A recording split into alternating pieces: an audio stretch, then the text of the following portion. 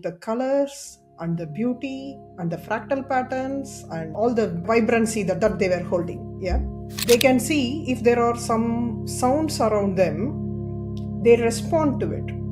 If the light is in a certain direction, for example, a sunflower, like how the sunflower shifts her face to face the sun wherever, the direction in which it moves. So those are the things which are showing us how plants and flowers have a consciousness. They are not just growing up with only taking water and sunlight, and they have a consciousness. There is even more research about it. It's called the terminology, I'm trying to remember it. Yeah, it's called phytoacoustics, where there is a scientific study of how plants respond to the sound waves and vibration in their environment. They can recognize that their human is coming closer to home, like when they are in the 2 kilometer radius, their electrical activity is changing, and that has been recorded again through instruments, and then they are finding that they are responding. So even without communicating, even when the owner is 2 kilometers within the 2 kilometer radius, if they are responding, then imagine how it will be when you are sitting next to them and talking some words and feeling certain feelings. Definitely they connect with us. The emotions which are feeling dull and heavy, like for example resentment, grief, anger, rage, and all those emotions that we feel which are heavy, dull, and draining, those are the low vibration emotions. And the high vibration of emotions are like love, peace, joy, gratitude, and all those are high vibration emotions. So when we do flower energy healing like this, taking them through a step by step process of giving the suggestion to their mind to work along with me, and for them to take in the flower's energy, then it automatically puts them in a high vibrational state. And that is how the healing actually happens for emotional problems as well.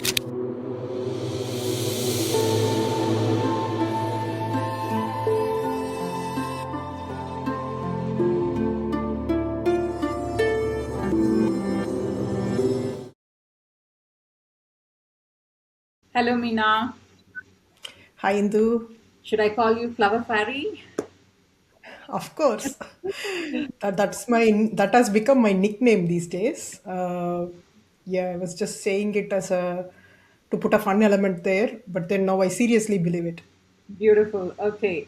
So, welcome, Meena. So, we are going to talk about further about flower healing aspects. In our previous, I think, wait, before we started, we spoke about what is flower therapy. Today, we will explore more on the healing aspects of the flower energy. Yeah.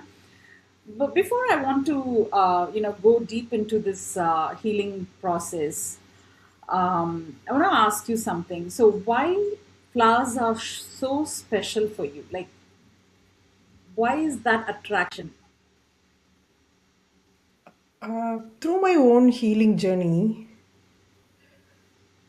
the flowers have taught me that they have their own consciousness. As simple as that. That could be the one liner of it. Because, when someone goes through challenging situations in their life and hardships and illnesses and emotional struggles and all of that, which I was at that time, the flowers gave me a lot of hope and joy and peace and lifted me up, like I always imagine, like the flower fairies were surrounding me at that time, and with their with their wings and with their beautiful uh, ability to lift someone, they lifted me up and they connected their consciousness with me. I would say they chose me rather than me choosing them. And that is how my healing process began, which I understood much later on. This understanding came much later on, but initially it was a very a slow process where I thought it was more about the colors and the beauty and the fractal patterns and all the vibrancy that that they were holding. Yeah. Right. Yeah. Okay. So yeah, that is where it was very special to me, and still they are very special to me, because now I can directly connect to the consciousness of the flowers, and they help me to heal myself and also extend it to other people. Beautiful, beautiful. Now I've got this curiosity to know, or even for me to explore from the other end. When you say you connected with the consciousness of the flower, how exactly that connection established? Like, how do you actually get that breakthrough? Yeah, sure, Indu. Thank you. Before I can talk about how I connected, I just want to talk about how we think plants and animals and flowers are less than human, and they don't have a consciousness or they don't have a brain. Maybe not animals, but plants and flowers, that's how we commonly think about it. But then, what has been happening in the research space is that now people are studying about plant intelligence. Yeah, like for example, the plants are aware of their surroundings. They are self-aware as well. And they are running experiments these days where they can see if there are some sounds around them, they respond to it. If the light is in a certain direction, for example, a sunflower, like how the sunflower shifts her face to face the sun wherever, the direction in which it moves. So those are the things which are showing us how plants and flowers have a consciousness. And even I recently came across this researcher, Dr. Monica Gagliano. She's an Australian researcher who is the author of a book called Thus Spoke the Plant, and in which she talks about her experiences and how plants and a pool of fish connected with her and communicated with her. And that is where, like, even she talks about this experiment where there were a bunch of trees who were all measured for their electrical activity, and then, when it was 14 hours before a solar eclipse, one tree started showing some electro behavioral change, and then all the trees slowly synchronized to it, and they were all resonating and showing that same kind of behavior. And that's what they measured as part of the electrical signal. And all of that synchronizing happened like 14 hours before the solar eclipse. Solar eclipse is when the sun, moon, and the earth aligns, and nature, and the plants and the trees are tuning for it. And then that behavior stopped few hours after the solar eclipse has passed. And that's an amazing study that has been done. And how is this possible? Only if plants are able to communicate with each other and passing on signals, that should be possible, otherwise it's not possible, right? So experiments like this is now being done in the scientific space, where they are showing plants are not just like the beautiful one here. They are not just growing up with only taking water and sunlight, and they have a consciousness. There is even more research about it. It's called the terminology, I'm trying to remember it. Yeah, it's called phytoacoustics, where there is a scientific study of how plants respond to the sound waves and vibration in their environment. Like, for example, if there is a pollinator around this flower, there is a bee around this flower, then that flower will produce more nectar, which has been measured. Yeah. So yeah, so that is how it is. Science is now catching up for all the mysteries of the nature, and with the plants and the flowers, they are discovering more.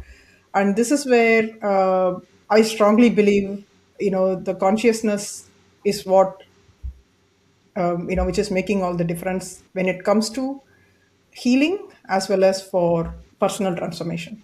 Beautiful, beautiful. I'm actually wowed by the information that you've just shared now.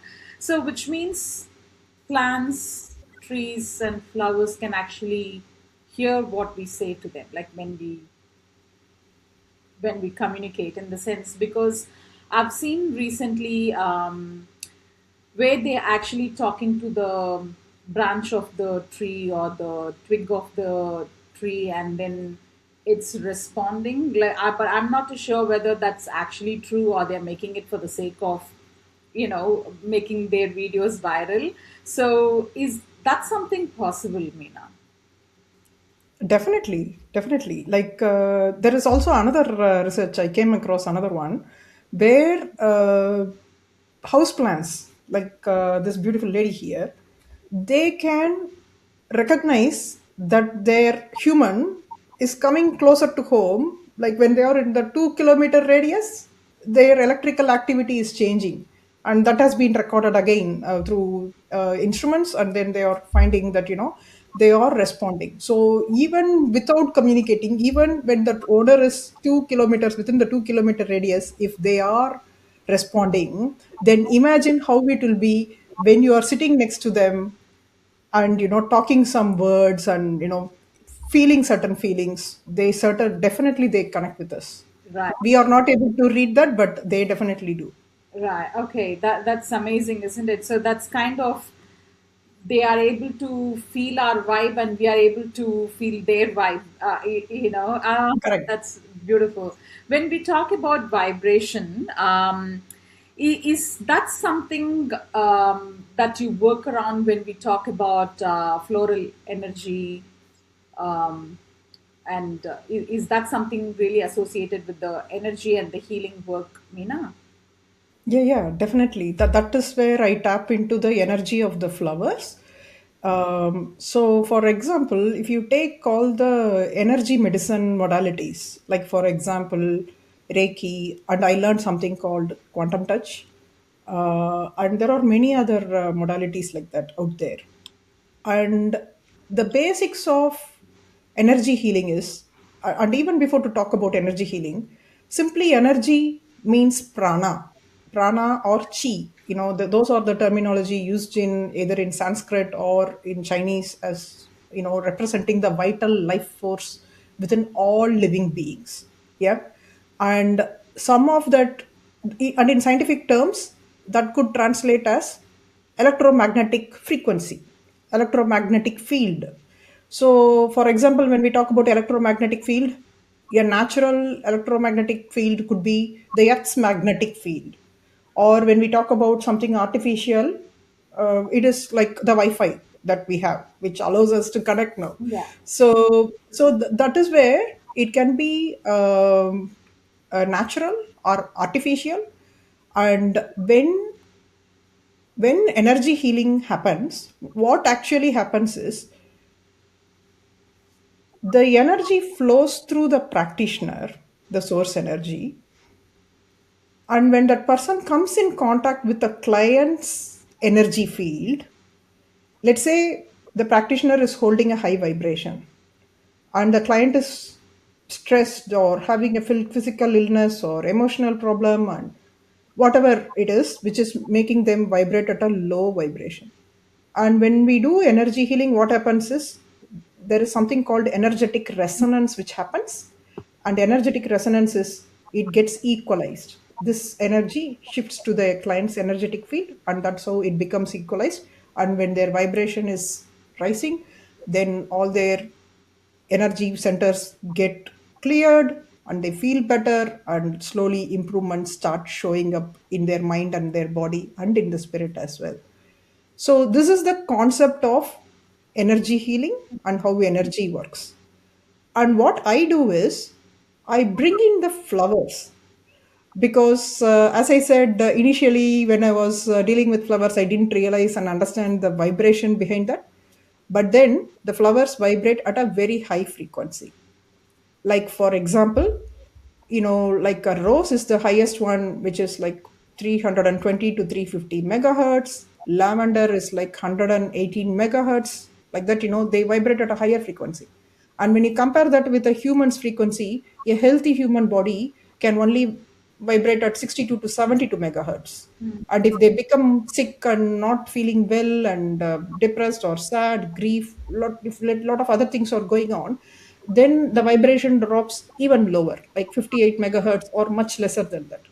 And that is where energy healing by itself will help them to raise their vibration and feel better. But then when we add the flowers to it, because of their high vibrational aspect, and when that energy is transferred to the client, they feel amazing. They actually connect to the consciousness of the flower. And they tell me, oh, I felt all blue glitter, and depending on what flower I was connecting to, they feel that in their own experience, and that's what they report to me after the session. Wow. So yeah, so that's what I do in the energy healing as floral energy healing. This episode of Wellbeing in Me is proudly sponsored by Youth Academy. Youth Academy helps children and teenagers develop confident communication, emotional regulation, and leadership skills, essential foundations for both well-being and academic success. Through structured speaking activities, confidence-building techniques, and practical life skills, Youth supports young people in expressing themselves clearly, managing stage fear, and building lasting self-belief. Youth Academy is also hosting an upcoming goal setting and vision board workshop on the 22nd of Feb. This hybrid workshop is both available online and in person. It's designed to help children gain clarity and build focus and visualize their goals in an age-appropriate and meaningful way. For more details, check the show notes or visit youthorators.academy.com to also book in a free trial class. And stay tuned, an upcoming episode will explore how children can learn public speaking and regulate their emotions and build the confidence needed to become tomorrow's leaders. Beautiful. So, which means the floral healing energy works on the physical and energetical, probably a bit of spiritual or soulful way as well. So, does it actually help someone say, like, I'm feeling down in the sense, not physically? Sometimes, like we are physically fit, but then mentally we are tired. Like, we have all the thoughts overwhelming and things like that. And not necessarily it's a kind of a pain or something, but it's just that lack of clarity or just that stress thing. Then is it the flower therapy that you would recommend them to do, or is it the floral healing energy that you would do? Like, what happens then? Actually, in my sessions, how I do the floral energy healing is by starting with flower therapy. Yeah, because when we do energy healing in a general sense, how it works is the practitioner brings the divine source of energy and then passes it on. They become like a conductor to pass it on to the client. And the client doesn't have to do anything. They just have to lie down, close their eyes, and just receive it, be open for it. That's all. But then when I'm using flowers and when I'm doing a flower therapy in the beginning, they are doing mindful flower arrangements, and they are doing some deep breathing and following my instructions and gradually easing into a meditation with the flowers. And then we go deeper into the floral energy healing, which helps them to work along with me. So they are also equally contributing. Beautiful. It's not like, I'm the channel, everything flows through me. Not like that. I'm very much like a facilitator. The flowers do all the work. And what I am doing is guiding the client by bringing them to the present moment, by arranging the flowers slowly and taking in all the colors and engaging all their senses: touch, smell, taste, sight, everything. And when they do that, Then when they gradually ease into that state, what happens is their nervous system drops from sympathetic state to the parasympathetic state. So their mind and body automatically relaxes and they are more ready to heal. And then when we do the floral energy healing, it works wonders. Beautiful, beautiful. So I think, I mean, I'm really like, as you were saying, I was visualizing like how the session would go because part of it I have experienced in terms of flower therapy. So it makes all sense. Like you don't want them to feel agitated even while you're doing the healing process, the energy healing process. So it's like you're calming their nervous system initially, so then they are not.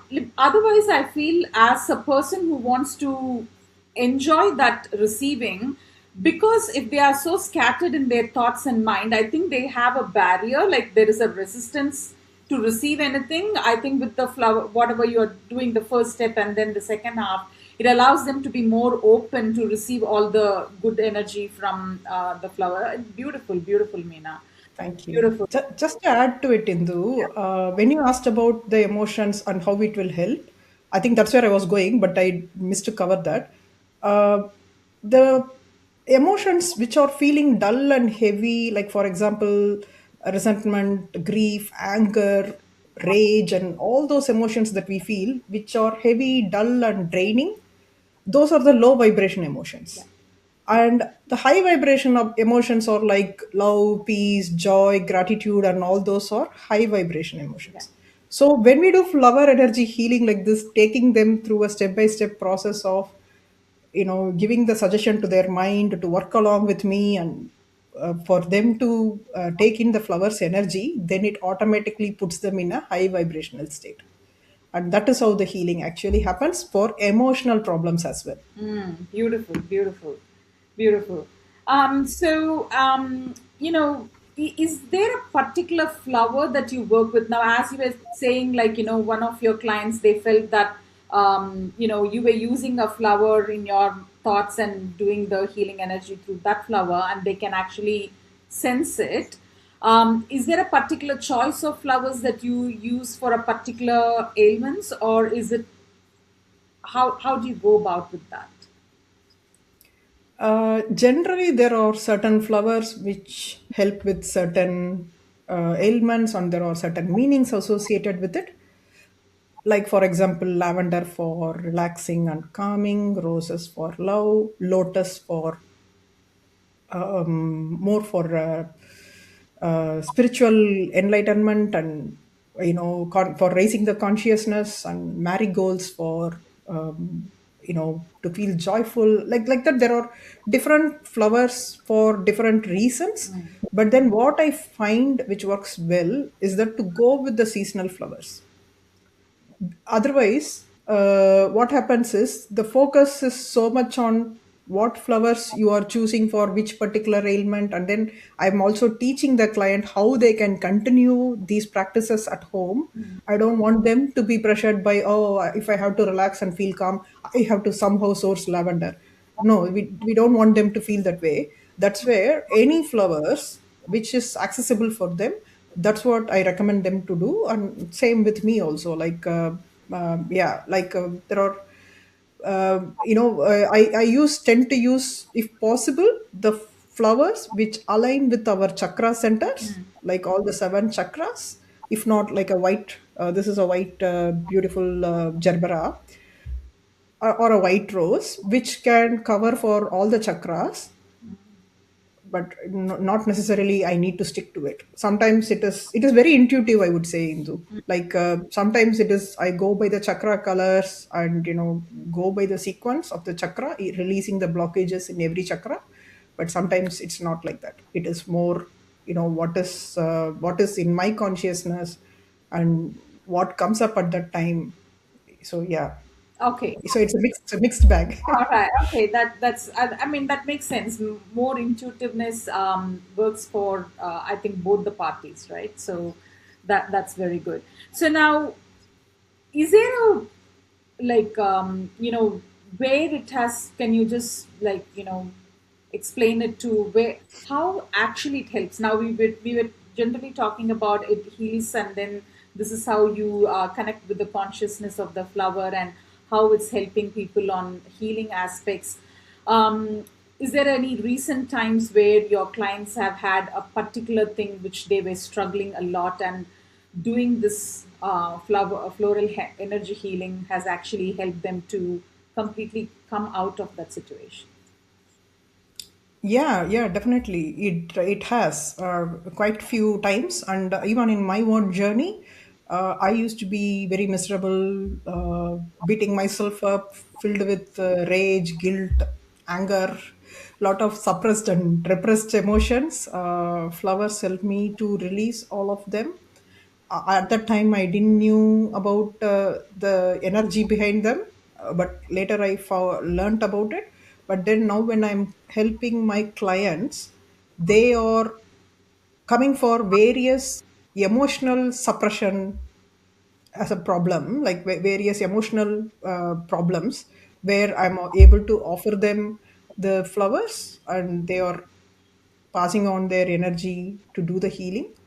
And or even for physical ailments, for example, if there has been any uh, issues where mainstream medicine is helping, but it's only helping, there is no full solution. And when we add a flower energy healing session along with it, it works so beautifully.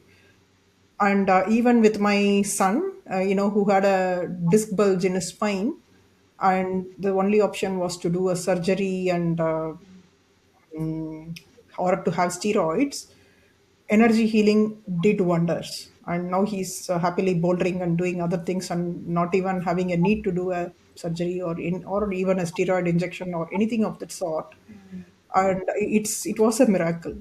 Yeah. Yes. So it helps, yeah, in a lot of scenarios, not only in the emotional side, but also in the physical side, mainly because of the metaphysical connection. Because behind all the physical problems, there is a emotional root cause. So when the flowers are addressing the emotional and the energetic, layer of a human, then automatically the physical and the spiritual layers also gets uplifted, and that's how the healing happens. Beautiful, beautiful, Meena. And what you've said is really a miracle, right? Someone who had to, medically they said this is what needs to be done, but then with the energy healing, it's a really powerful one. And maybe the question what I'm going to ask could be bit more off the topic, but this is I wanted to ask. So, in many cultures, especially we coming from Indian background, flowers are something that we grow at home, like say for instance the lily or the jasmine basically, and then other we actually make garlands of that. We have it in our it's a part of our daily culture, right? um, is that the reason why we had so much of importance for flowers, especially for girls? Like, one needs to have this, tie your hair and have it in your, in a ponytail or, whichever form. Has that got any connection in our culture? Yes, 100%. It definitely does. Not only in our culture, but across all cultures, flowers have played a significant role. And when you refer to jasmine as flowers, where we, tie it and have it in our hair, jasmines vibrate at 480 to 500 hertz. And that's also a higher vibration. And that is where, and not only the vibration, but also the smell of the jasmine, which has the aromatic compounds in it, the appearance, and the touch and all of that, it just elevates the sensory input to the person who is wearing them, or having them in their surrounding, plus the vibration which lifts people up. And that's the reason, no wonder there why it is used across all the important events in our life, like from birth or death, or for any functions and weddings and proposals, whatnot. It is used across all significant events, mainly because of their divine quality that they hold. Like even when we talk about chakras, each chakra represents the lotus flower. Like for example, the root chakra is four petaled lotus. But when you raise up all the way to the crown chakra, it is thousand petaled lotus. Wow. Yeah. So even when we say about chakra, and to explain about chakra, chakras are the energy centers in our body, and there are there are different ways people interpret about the number of chakras and where they are and all of that. But I think predominantly there are seven in our body which are the main chakras, and there are some additional chakras in our body, and 72,000 nadis are there in our body, and that is what is used as a base for Ayurvedic medicine and traditional Chinese medicine, where all these energy centers or the meridians are addressed, and healing has been done around that. So coming back to the seven chakras, like when we are talking about the root chakra, it is the color red, and any beautiful flowers like these beautiful red roses or ruby reds, and all of these belong to the root chakra. But then from a spiritual and a chakra perspective, it is a four petal lotus. And then the next comes the sacral chakra. In the sacral chakra, it is six petaled lotus, and it has also got a moon, crescent moon in it. Yeah. And then when you move up to the Manipura chakra, which is in the navel, it has got 10 petaled lotus, and that is connected to the sun's energy. So, like that, where as you come up, it goes to from 10 petal, it is 12 petals for the heart chakra, and for the throat chakra, it is 15 petals, and then two petals for the Agya chakra, and then for crown, it is like 1,000 petal lotus. So, even in the chakra system, flowers represent all the way, like all the important chakras are represented like that. What does that tell us? Flowers have been not only used for symbolism, but it represents the consciousness itself and the rise of the consciousness from your lower root chakra all the way up to the crown chakra, which helps with raising someone's vibration and the consciousness. Beautiful, beautiful. I'm actually kind of mesmerized with what you said. That is really powerful to even know, understand about how things operate within us, and how flowers are the integral part of all the healing as well. Now, is there a way where we can bring all these vibe into the home environment, like say for instance to generally have that the that high frequency energy, as you mentioned, not necessarily you always grow the roses or lavenders to have that high vibe, but how can we have that, the atmosphere where the ambience to have that high energy? In law of attraction, we say you need to have this high frequency energy, so then you are attracting the same frequency with the universe. But I think this would be a catalyst, or it would aid more to the frequency that we would want to generate in from the internal aspect. Yeah, yeah, definitely. Flowers, as we are talking about their vibration, and because they are uh, so beautifully, they bring it to us. Having fresh flowers like these, I have them all over in my home, like wherever I can, and even small arrangements like this under my computer, like under the monitor, or wherever like possible. I'm surrounded by flowers, and sometimes when you don't have much access to the flowers for fresh flowers, even the dried flowers, like I have a dried flower arrangement which is not reachable for me here, but yeah, even that, even though it is dried, and you may think, what is going to be the vibration, but it's not. That also holds a high vibration. So when we are talking about flowers, not necessarily it has to be in live. It can even be in the pictures, or even if you have some paintings or pictures, and uh, in whatever form you can have them around you. That helps because it is the consciousness of the flower to which you are connecting. So that is where it constantly helps you to lift yourself up in difficult situations, or heal yourself, or to even set intentions and build positivity. It helps doing all of that.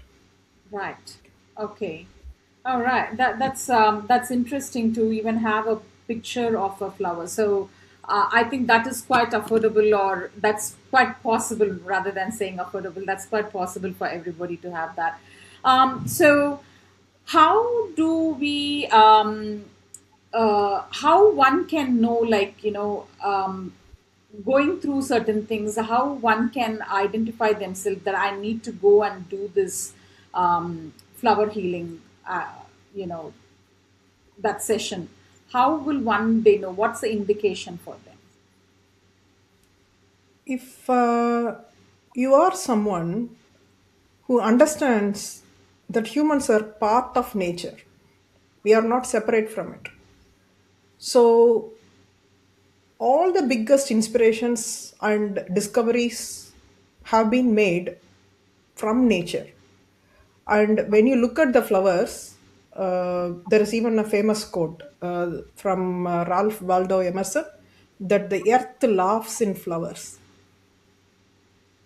Yeah, what does it mean? Like, because flowers are one of the finest creations of the creator. So then what does that mean? How can you help, get some help from them? If you have that question of curiosity, and if you're feeling like you are part of the nature, then trying floral energy healing and flower therapy will really shift your perspective, and you'll be like, oh my god, this is mind blowing. I want more of this. And that is how I got more pulled into it. But that is where, if you are suffering and you are looking for solutions, and you want to do it in a more natural way, aligned to the nature, then flowers is the easiest way to do it, because you can have flowers inside your home easily. Not necessarily need to go for trees outside, or yes, of course you can have some plants as well. But then, even within a plant, flowers are the highest vibrational part of a plant, because they are the reproductive system. They are the ones which can allow the pollination to happen, and allows the flowers to uh, expand themselves. So that is where they are the highest vibrational part of a plant. Like, even in a human, when we talk about our energy system, when we say energy has to rise and we have to become more vibrational, what we are talking about there is kundalini energy, which is the sexual energy. Yeah. So that is, when we look at it in the plant world, flowers are that. Yeah. And that is where, if someone understands all this, and now, with especially within the age of AI, when people are more looking outward for answers, and asking everything to an AI, or not tapping into their internal wisdom and the intuition, when we are connecting to the nature through flowers and plants and trees, they help you to build that intuition. Yeah, and not only the intuition, but also the healing and personal transformation as well. Beautiful, beautiful. So, while we have plants or the flowers at home, do we say anything? How do we actually connect? Like, do we have to say something to have it affirmed? You can definitely. And I was reading a very interesting research about, uh, when I was mentioning about this phytoacoustics, where they had the flowers, uh, and they gave five different sounds to that flower. One is like a buzzing bee sound, and three other sounds, and then the last one was just silence, nothing at all. And when they measured the nectar production in the flowers, the nectar was more in the flowers which heard the bees buzzing. So they can definitely hear us, and that's where that new branch of study called phytoacoustics is now in picture, and there is more research going on, and that is where talking to them, I talk to them all the time, and they respond to me as well. Like when I say, like, give me the strength, give me the clarity and the wisdom, even before starting this podcast, I am like, okay, flow through me, convey the message that I am here to convey, make it possible for me. Like those are my requests to the flowers here. Yeah. and and that is how I think it is coming out of me. I don't think I'm doing anything here. It is more the flowers which are using me as the channel, and it just flows through me. And that is how I'm here to service and help others to able to lift out of miserable situations or suffering and ailments, and wherever I can help, that's how I'm offering to help. So yes, we can definitely talk to them, and they listen to us, and they offer solutions as well. Beautiful, beautiful. So nobody can say I don't have a companion. Now grow a plant and a flower, and the companion is there with you all the time who can listen and also, communicate with you. Beautiful, Yes. beautiful. And how one can come and connect with you, Meena? How can they come for your session? Like, how they can find you, where they can find you? Yeah. Uh, Anyone can reach out to me through my Instagram or my Facebook profile, and I also have a YouTube channel, so they can reach out to me through that. And also for booking a session, they can do it through my website. I'm sure we can add all those details in the show notes. And yeah, so that is where you can book for a flower therapy to start with. But then, if you're more interested in the floral energy healing, it's a combination of flower therapy as well as the energy healing put together in a beautiful session. And those options are available when you are booking through my website. Beautiful, Meena. And how many, like, is there a particular number of sessions, or do you run any events, like a workshop or a retreat? Is there anything upcoming so people can, as they listen to this, they can, approach you? Yep. So I generally offer an introductory session as a one-off session for people who want a taster of it. But then I conduct workshops, and like a three package or a six package sessions where I teach more about the science behind them and how they can continue the healing and the transformation, learning from me. And that's what I offer. Like even I'm offering help for a charity organization called Open Support, and where I'm teaching the women who are impacted by domestic violence how to connect to the flower's energy, meditate with them, build strength and resilience, and how to establish their life, and how to, have ongoing support through the flowers. So, yeah, so those are some of the ways in which I offer my service. Other than that, I'm also doing a, stall in a workshop in a mindful living expo. I think I have to redo this. I'm not saying it correctly. Maybe I'll continue. We'll cut it off in between. Other than that, uh, I'm also participating as an exhibitor in a mindful living expo on February 14th and 15th. It's in Rose Hill near Parramatta. And people who are in Sydney, I should definitely visit that, because not just because I'm there, but also because lot of beautiful holistic healing modalities and people who are representing that are going to be there. I will be conducting flower therapy meditation sessions there, as well as I'll be speaking, and yeah, and I'll be in the stall sharing some of the additional products which help with flower healing, like for example flower essences, which are the vibrational medicine of the flowers, So those are the things I will be exhibiting there. So that's another option. Other than that, I'm also planning to do a workshop for public in March, uh, for focus for adults, and then another one in April, focus for kids. Wow, for kids. Yeah, Very cool, very cool. That's really good. So, Meena, before we, end this beautiful, amazing session, is there any message or is there something that we haven't mentioned that you would want to tell the audience and the viewers? sure. I have a lot of flower quotes which I love, but the one which resonates the most for me is, if we could see the miracle of a single flower clearly, then our life would change tremendously. And that was said by Buddha, Lord Buddha. And I highly believe in that, because there are so many ways to live life. That is another quote. One is as if nothing is a miracle, but then the other way to live life is as if every single thing is a miracle. And when I look at the flowers, and look at all the brilliance that they hold, who gave them this pattern and the colors and the energy and I'm just mesmerized.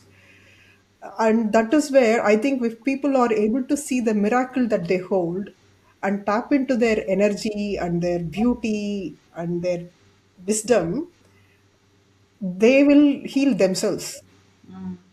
And I'm here very much as a guide or a facilitator to help them to do that. Beautiful. Meena, today it was an absolute pleasure knowing about how this floral healing actually happens and how you do it. And you rightly said, like, you're facilitating and guiding them, and the importance of knowing the flower and connecting with its consciousness. I don't, I haven't come across anyone talking about in so depth about the flowers and their vibration and the healing energy. Today, I personally gained a lot of insights, and I believe the viewers who are watching this would have immense pleasure knowing about how this floral energy can help them, and I'm sure they will approach you if needed, and if they resonate with the nature. Basically, I don't think anyone would ever have any disconnect with the nature. But I'm sure, like, this will go places, and I'm personally touched with the thing saying that you are also doing it for the kids. I'm more keen to know about that in April, but wishing you all the best. And thanks once again for sharing about what you do in your world. And we'll talk about this very soon in a much broader aspects and much deeper aspect as well. Thank you, Indu. Thank you so much for all your beautiful questions. Because for me to even to express how I feel and what was my experience and what my clients experience, only when you are asking those questions, these things are I'm even able to articulate it properly. Yeah. Sure. And I'm very thankful for that. And I'm sending lots of love to you and to all our audience and all the healing energy of the flowers, to everyone who is listening to this podcast. Wishing everyone the best. Thank you, Meena. Thanks.